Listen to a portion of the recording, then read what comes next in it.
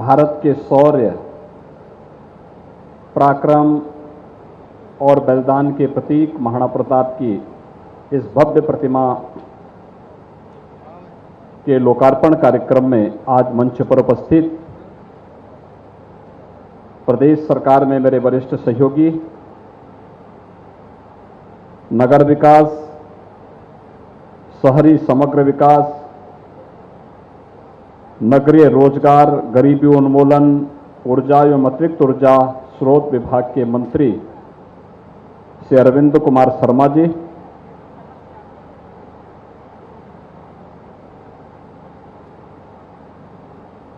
इलाहाबाद उच्च न्यायालय के माननीय न्यायमूर्ति श्री दिनेश कुमार सिंह जी, उत्तर प्रदेश सरकार में कारागार एवं होमगार्ड विभाग के मंत्री डॉक्टर धर्मवीर प्रजापति जी,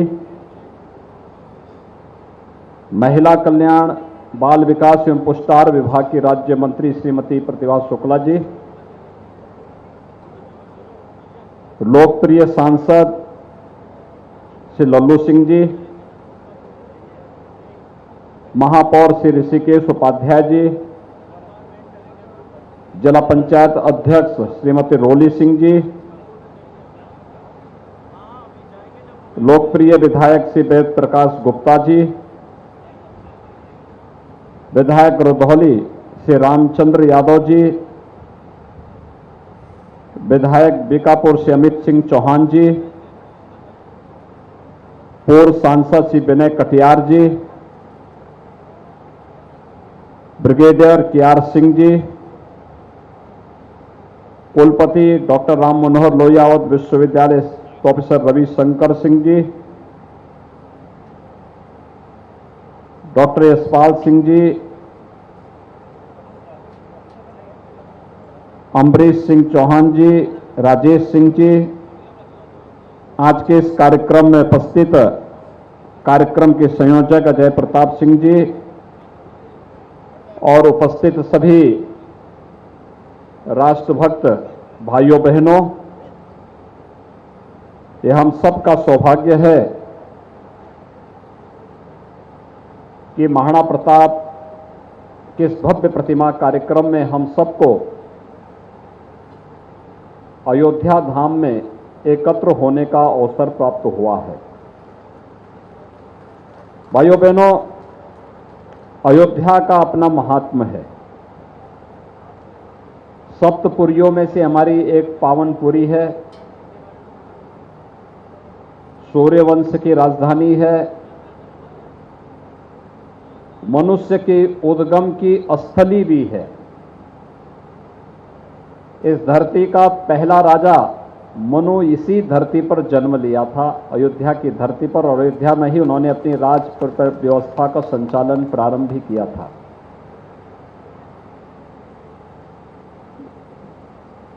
दुनिया की सबसे पवित्र नदी मानी जाने वाली मां सदृश गंगा को इस धराधाम पर लेकर आने वाले राजा भगीरथ भी इसी धरती से जुड़े थे, इसी अयोध्या के राजा थे। और उसी परंपरा में मर्यादा पुरुषोत्तम भगवान श्री राम का जन्म होता है। मानव रूप में, एक मनुष्य के रूप में, मनुष्य के जीवन में आने वाले हर एक उतार चढ़ाव का सामना करते हुए उस कालखंड में उन्होंने मर्यादा का जो पाठ प्रत्येक मानवीय व्यवस्था पर विश्वास करने वाले नागरिक के सामने जो तय किया, आज भी वह हम सब के लिए उसी प्रकार की प्रेरणा का एक केंद्र बिंदु बना हुआ है। और मुझे प्रसन्नता है कि जब अयोध्या में 500 वर्षों के बाद मर्यादा पुरुषोत्तम भगवान श्री राम के भव्य मंदिर निर्माण का कार्यक्रम प्रधानमंत्री मोदी जी के कर कमलों से प्रारंभ हो चुका है, उन स्थितियों में आप सबने इस पवित्र स्थल पर मां सरयू के तट पर गुप्तार घाट के पास महाराणा प्रताप की इस भव्य प्रतिमा का आज यहां पे लोकार्पण करने का सौभाग्य मुझे प्राप्त हुआ है। मैं इसके लिए आप सबको, आयोजकों को हृदय से धन्यवाद देते हुए आप सबको बधाई देता हूं, अपनी शुभकामनाएं देता हूं। भाइयों बहनों,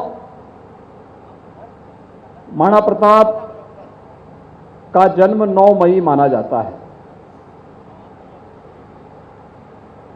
और 28 वर्ष की उम्र में उनके सामने ऐसा संकट आया था कि जो मेवाड़ की राजधानी चित्तौड़ थी, ये सभी ज्यादातर भूभाग पर अकबर का कब्जा हो गया था। लेकिन अपनी दूरदर्शिता, अपने शौर्य और अपने पराक्रम के कारण महाराणा प्रताप ने अपने जीवन में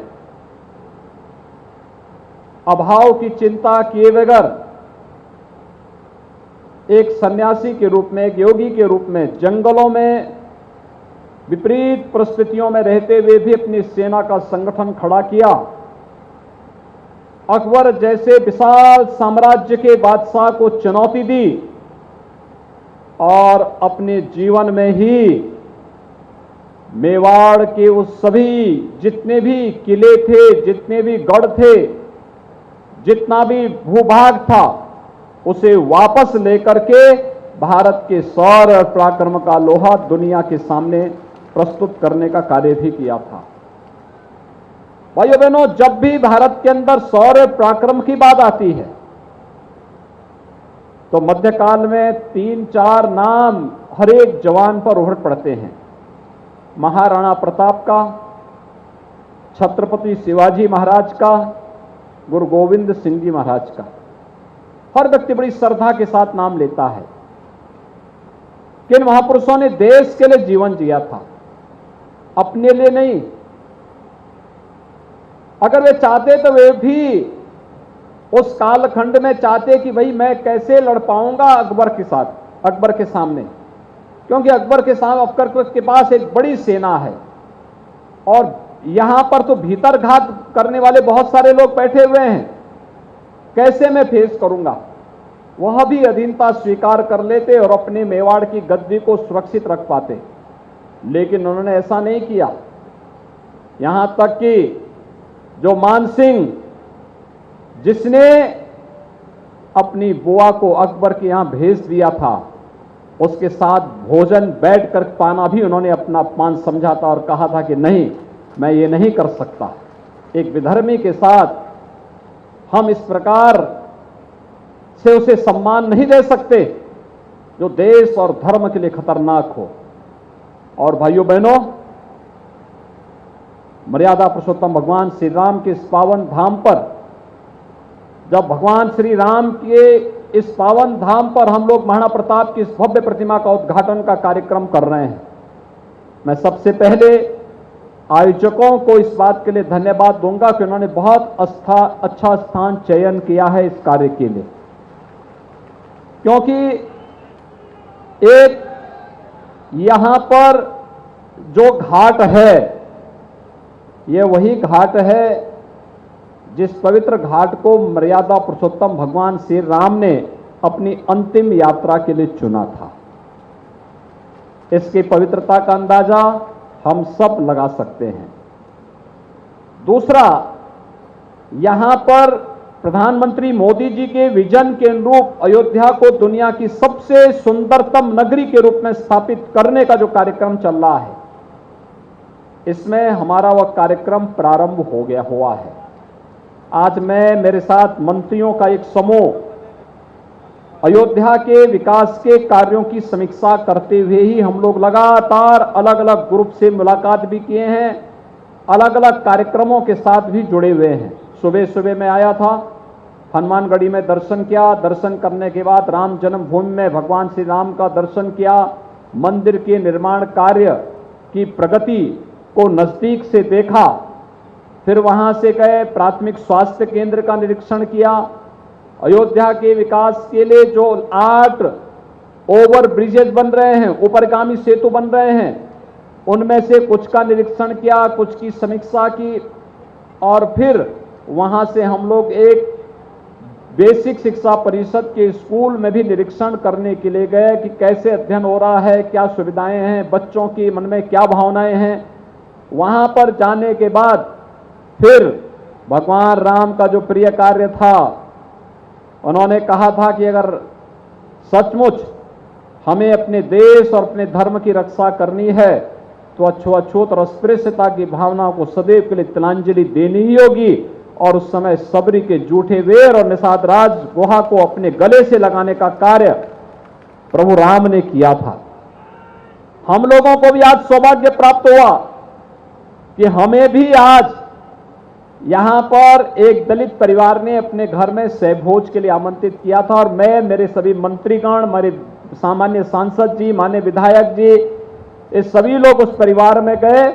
और उस परिवार के साथ बैठ करके हम लोगों ने सहभोज भी किया, उन्हीं परिवार में सहभोज भी किया, क्योंकि ये तो भगवान राम का काज है। और भगवान राम के काज में विराम कैसा, तो हम लोगों ने एक कार्य भी किया। फिर समीक्षा बैठक भी की। समीक्षा बैठक करके अयोध्या में आज उत्तर प्रदेश सरकार के सभी वरिष्ठ अधिकारी आए हैं, हमारे मुख्य सचिव आए हैं, लोक निर्माण विभाग, आवास विभाग, नगर विकास विभाग, सिंचाई विभाग, अन्य तमाम सभी बड़े विभागों के प्रमुख सचिव, अपर मुख्य सचिव भी आज यहां अयोध्या में हैं, अपने अपने विभागों की समीक्षा भी ले रहे हैं। समीक्षा बैठक में हमारे साथ थे, क्या प्रोग्रेस है इसके बारे में बता रहे थे। और समीक्षा बैठक के बाद फिर सरयू नदी के इस तट पर विकास की परियोजनाओं को कैसे आगे बढ़ाया जा रहा है, गुप्तार घाट से लेकर के नए घाट तक कैसे हम घाट के विकास की परियोजना के साथ, यानी रिवर फ्रंट के विकास के साथ साथ पर्यटन विकास की संभावनाओं को कैसे आगे बढ़ा रहे हैं, इन सभी विकास की संभावनाओं को निरीक्षण करने के बाद मुझे आपके इस भव्य कार्यक्रम में आने का सौभाग्य प्राप्त हुआ, जब मैं देश और धर्म के लिए अपना सर्वस्व न्यौछावर करने वाले महाराणा प्रताप की इस भव्य प्रतिमा के उद्घाटन कार्यक्रम में हमारे मंत्री समूह को भी इसमें शामिल होने का अवसर प्राप्त हुआ है। मैं इसके लिए आप सभी आयोजकों को हृदय से धन्यवाद दूंगा, और मुझे लगता है कि इससे उपयुक्त जगह दूसरी नहीं हो सकती थी। एक आपने सेपरेट पार्क बनाया है यहां पे प्रशासन के सहयोग से मिलकर के, आवागमन में कोई बाधा नहीं, और पार्क के दोनों ओर मार्ग है, जो भी यहां से गुजरेगा महाराणा प्रताप का नाम उसके जेहन में एक बार जरूर आएगा, उनका शौर्य, उनका पराक्रम, उनका बलिदान उनके दिमाग में जरूर आएगा कि देश और धर्म के लिए जीने वाला भारत माता का एक ऐसा महायोद्धा किसी कालखंड में इस देश में आया था और गुलामी की बेड़ियों को तोड़ने के लिए जो जज्बा हमारे अंदर पैदा कर गया था, उस जज्बे के कारण ही इस देश ने जब भी चेतना सुप्त हुई, उस सुप्त चेतना को जागृत करने के लिए महाराणा प्रताप का नाम स्मरण किया, तो सुप्त चेतना जागृत होती हुई दिखाई दी और भारत अंगड़ाई लेता हुआ विधर्मियों के खिलाफ, विदेशी शक्तियों के खिलाफ उठ खड़ा होता है। और भाइयों बहनों, आज एक भारत, नए भारत की जो कल्पना प्रधानमंत्री मोदी जी ने की है, ये उसी श्रृंखला का हिस्सा है। आज अयोध्या संवर रही है, सज रही है, दीपोत्सव के माध्यम से दुनिया एक टक होकर के अयोध्या के दीपावली के कार्यक्रम को देखती है। अयोध्या में भगवान राम के जन्मभूमि पर भगवान राम का भव्य मंदिर का निर्माण हो, कौन ऐसा भारतीय होगा जो इसमें सहयोग देने के लिए तैयार हो? हर व्यक्ति, हर भारतीय तैयार है, बड़े मुक्त कंठ से देने को तैयार है, खड़ा हुआ है। और आज उन सबके सहयोग से भगवान राम का भव्य मंदिर के निर्माण का कार्य भी यहां पर पूरी मजबूती के साथ आगे बढ़ रहा है। आज मैंने जाके देखा, पूरा कार्य देखा, गर्भगृह में तक जाकर के देखा है, क्या प्रोग्रेस है, कितनी तेजी के साथ। और मंदिर ऐसा होगा न भूतो न भविष्यति, भगवान राम का भव्य मंदिर, भगवान राम के व्यक्तित्व के अनुरूप, उनके कृतित्व के अनुरूप जो कभी नहीं हुआ है, वह आज मोदी जी के नेतृत्व में श्री राम जन्मभूमि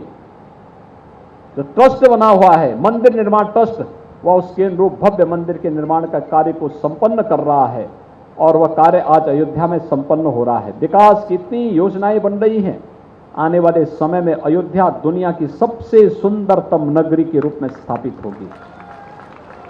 दीपावली ने इस कार्यक्रम को साबित किया है। मुझे याद है जब 2017 में पहली बार हम दीपावली के आयोजन के साथ यहां जुड़े थे, भाइयों बहनों, मेरे मन में आशंका थी पता नहीं क्या होगा, क्योंकि यहां पे दीपावली के आयोजन में हर व्यक्ति अपने घर तक सीमित रहता था, सार्वजनिक कोई कार्यक्रम नहीं हो पाता था। आज मुझे प्रसन्नता है, सार्वजनिक रूप से सभी कार्यक्रम पूरी भव्यता के साथ यहां पे संपन्न हो रहे हैं और दीपावली में तो एक उत्सव जैसा माहौल है। अयोध्या के विकास में भी अयोध्या वासियों ने राम जन्मभूमि आंदोलन को कभी मरने नहीं दिया। जब एक विदेशी आक्रांता ने 1528 में श्री राम जन्मभूमि पर भगवान राम के भव्य मंदिर को पवित्र करने का काम किया था, 1528 से लेकर के 1992 तक कोई दिन और कोई वर्ष ऐसा नहीं जब अयोध्या वासियों ने चैन की सांस ली हो। वे लड़ते रहे। अयोध्या में हमने बहुत सारे गांव देखे हैं जो आज भी नंगे पैर चलते हैं। एक ही संकल्प है 500 वर्षों का, अपने प्रभु राम का भव्य मंदिर का निर्माण करके रहेंगे और अपना स्थान वापस लेकर के रहेंगे। बहुत सारे परिवार हैं जो सिर पे साफा नहीं बांधते, केवल एक ही संकल्प है कि जब भगवान राम का भव्य मंदिर बनेगा तब हम अपनी पगड़ी भी धारण करेंगे। और मुझे लगता है आज वह कार्य संभव हो पा रहा है, हो गया है। अब तो एक वर्ष और इंतजार करिए, भगवान रामलला अपने भव्य मंदिर में विराजमान होंगे। आज भी मैं देश के अंदर कहीं जाता हूं, लोग मुझसे पूछते हैं आपको कैसा लग रहा था जब आपने भगवान राम को टाट से एक मंदिर में स्थापित किया। मैंने कहा मेरे लिए तो गौरव की बात थी, क्योंकि मेरे दादा गुरु के समय मूर्ति स्थापित हुई थी और मेरे समय में भव्य मूर्ति को मंदिर में स्थापित करने का सौभाग्य मुझे प्राप्त हुआ। मेरे लिए इससे बड़ा गौरव की बात क्या होगी। राम जन्मभूमि का पूरा आंदोलन मेरे पूज्य गुरुदेव महंत वैद्यनाथ जी महाराज के नेतृत्व में राम जन्मभूमि मुक्ति यज्ञ समिति लड़ रही थी, तो हमारी तो 3-3 पीढ़ी इस पूरे कार्यक्रम के साथ जुड़ करके लगी हुई है। तो हमारे लिए, मुझसे, मेरे लिए इससे ज्यादा गौरव की बात क्या होगी। और भाइयों बहनों, आज जो कार्यक्रम आपने महाराणा प्रताप को उनकी भूमिका के अनुरूप उचित स्थान देकर के मां सरयू के तट पर बहुत अच्छा रिवर फ्रंट हमारा ये विकसित होने जा रहा है। हजारों श्रद्धालु और पर्यटक यहाँ पर शाम के समय आते हैं और सायंकाल के समय आकर के पर्यटन का आनंद मिलेंगे, महाराणा प्रताप की शिक्षाओं से भी प्रेरणा प्राप्त करेंगे और भव्य पार्क के बीच महाराणा प्रताप की शोभा अपने आप ही अयोध्या के माध्यम से भगवान राम के उच्च आदर्शों से प्रेरणा लेते हुए देश के लिए, धर्म के लिए त्याग और बलिदान की एक नई परंपरा को आगे बढ़ाने के लिए हमें प्रेरित करती रहेगी। मैं आयोजकों को आज के इस कार्यक्रम के लिए हृदय से बधाई देता हूं, आप सबको अपनी शुभकामनाएं देता हूं और विश्वास व्यक्त करता हूं कि हम सब मिलकर के अयोध्या की सुंदरतम नगरी के रूप में स्थापित करते हुए अयोध्या में वह सब कुछ देंगे जो अयोध्या की आवश्यकता होगी और उत्तर प्रदेश वह सब करेगा जो नए भारत के आवश्यकता के अनुरूप होगा। उत्तर प्रदेश उसमें अग्रणी भूमिका का निर्वहन करेगा। आप सबको 9 मई को महाराणा प्रताप की जयंती है, अभी से महाराणा प्रताप जयंती की हार्दिक बधाई और शुभकामनाएं आप सबको देते हुए इस पूरे कार्यक्रम के आयोजकों को मैं हृदय से बधाई देता हूं, अपनी शुभकामनाएं देता हूं। धन्यवाद। जय हिंद, जय जय श्री राम।